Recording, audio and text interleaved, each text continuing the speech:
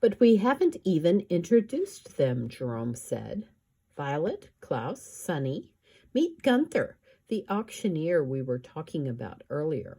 Gunther, meet the newest members of our family.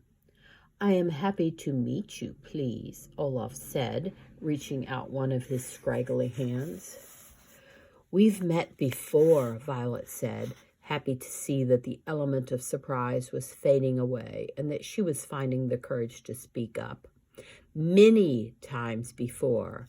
Jerome and Esme, this man is an impostor. He is not Gunther, and he's not an auctioneer. This is Count Olaf. I am not understanding, please, what the orphan is saying, Olaf said. Please, I am not fluent in the English language, please. Yes, you are, said Klaus, who also found himself feeling more courageous than surprised. You speak English perfectly. Why, Klaus, I'm surprised at you, Jerome said. A well-read person such as yourself should know we made a few grammatical errors. Warren, Sonny shrieked. My sister is right, Violet said. His improper English is just part of his disguise. If you make him take off his boots, you'll see his tattoo. And if you make him take off his monocle, his brow will furrow and... Gunther is one of the innest auctioneers in the world, Esme said impatiently. He told me so himself. I'm not going to make him get undressed just to make you feel better. Now shake Gunther's hand and go off to dinner, and we'll say no more about it. He's not Gunther, I tell you, Klaus cried. He's Count Olaf. I am not knowing what you are saying, please, Count Olaf said, shrugging his scrawny shoulders. Esme, Jerome said hesitantly, how can we be sure this man is really who he says he is? The children do seem quite alarmed. Perhaps we should listen to me, Esme said, pointing one long fingernail at herself. I am Esme Gigi Genevieve Squalor, the city's sixth most important financial advisor. I live on Dark Avenue, and I am unbelievably wealthy. I know that, dear, Jerome said. I live with you. Well, if you want to continue to live with me, you will call this man by his proper name, and this goes for you three children as well. I go to the trouble of buying you some smashing pinstripe suits, and you start accusing people of being in disguise? It is okay, please, Count Olaf said. The children are confused. We're not confused, Olaf, Violet said. Esme turned to Violet and gave her an angry glare. You and your siblings will call this man Gunther, she ordered, or you will make me very, very sorry I took you into my glamorous home. Violet looked at Klaus and then at Sonny and quickly made a decision. Arguing with somebody is never pleasant, but sometimes it is useful and necessary to do so. Just the other day, for example, it was useful and necessary for me to have an unpleasant argument with a medical student, because if he hadn't let me borrow his speedboat, I would now be chained inside a very small, waterproof room, instead of sitting in a typewriter factory, typing out this woeful tale. But Violet realized that it was neither useful nor necessary to argue with Esme, because her guardian had clearly made up her mind about Gunther. It would be more useful and necessary to leave the penthouse and try to figure out what to do about the reappearance of this dreadful villain, instead of standing there and bickering over what name to call him. So Violet took a deep breath and smiled up at the man who had brought so much trouble into the Baudelaire lives. I'm sorry, Gunther, she said, almost choking on her false apology. But, Klaus started to argue, but Violet gave him a look that meant the Baudelaires would discuss the matter later, when there weren't any adults around. That's right, he said quickly, understanding his sister's glance at once. We thought you were someone else, sir. Gunther reached up to his face and adjusted his monocle. Okay, please, he said. It's so much nicer when no one is arguing, Jerome said. Come on, children, let's go to dinner. Gunther and Esme have to plan the auction, and they need the apartment to themselves. Let me just take a minute to roll up my sleeves, Klaus replied. Our suits are a little big.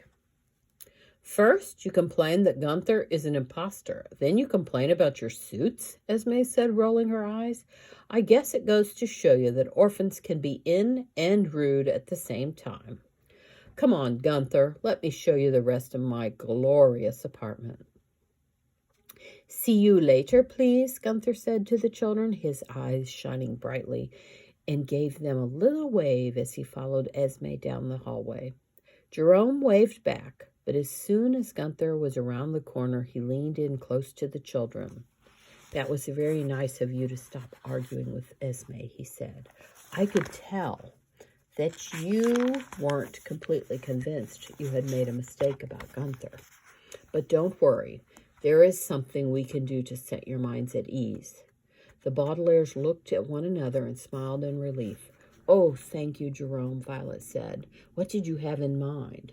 Jerome smiled and knelt down to help Violet roll up the legs of her suit. I wonder if you can guess, he said.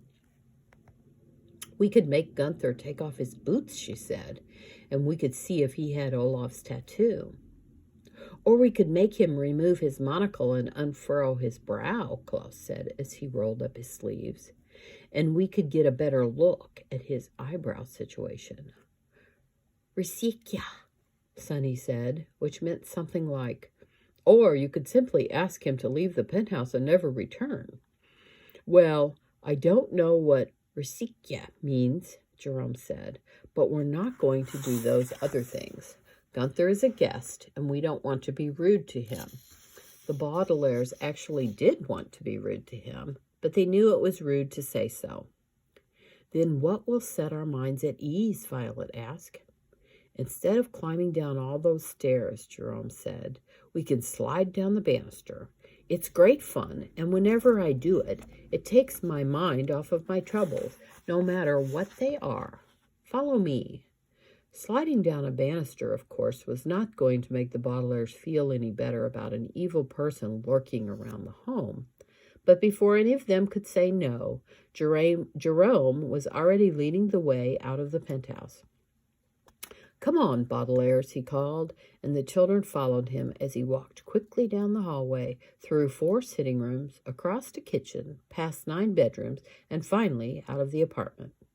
He led the youngsters past the 2 pairs of elevator doors to the top of the staircase and sat on the banister with a wide grin. I'll go first, he said, so you'll see how it's done. Be careful on the curly parts. And if you're going too fast, you can slow down by scraping your shoes along the wall. Don't be scared. Jerome gave himself a push, and in a second he had slid out of view, his laughter echoing off the stairwell as he raced down toward the lobby. The children looked down the stairway and felt their hearts sink with fear. It was not the fear of sliding down the banister. The Baudelaires had slid down plenty of banisters, and although they had never slid down one that was either 48 or 84 stories high, they were not scared to try, particularly now that regular light was in so that they could see where they were going. But they were afraid nonetheless. They were afraid that Gunther had a clever and nasty scheme to get his hands on the Baudelaire fortune, and that they didn't have the faintest idea of what it was. They were afraid something dreadful had happened to the Quagmire triplets, because Gunther seemed to have time to find the Baudelaires here in their new home. And they were afraid that the Squallers would not be of any assistance in keeping the 3 children safe from Gunther's crooked clutches. Jerome's laughter grew fainter and fainter as he slid farther and farther away, and as they stood together without a word and looked down the stairway, which curved and curved and curved as far as their eyes could see, the Baudelaire orphans were afraid that it was all downhill from here.